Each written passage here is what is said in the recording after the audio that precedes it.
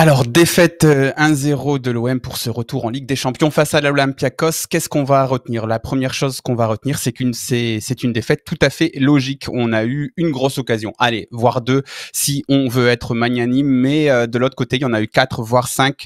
La majorité du temps dans notre camp, à défendre, sur les genoux. Bon, pas grand-chose à dire. Dans le contenu, dans la production, on mérite de perdre. Et quand on mérite souvent de perdre dans la production et qu'aucune individualité n'est assez forte pour systématiquement vous sauver, eh ben, vous perdez tout simplement. Donc défaite complètement logique au vu du match, au vu des statistiques. L'autre fait marquant qui nous a marqué tout au long de ce match, c'est le retour de l'ennui. C'était un petit peu mieux contre Bordeaux. On avait vu un peu de jeu, un petit peu de combinaison, des choses comme ça.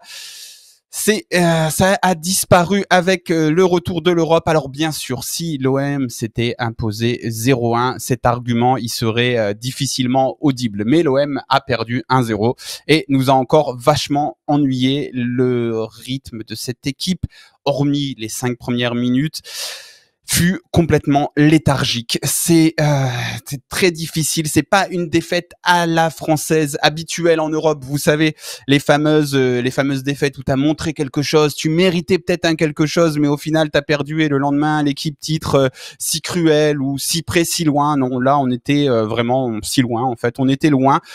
Le seul espoir qu'on avait, c'était de tenir un 0-0 et puis malheureusement, ça a craqué parce que quand tu concèdes beaucoup d'occasions, forcément, il y a un moment, même ton super gardien, ta seule individualité qui brille dans ces scénarios-là, et à un moment, il est obligé de s'incliner sans qu'on puisse lui reprocher grand-chose.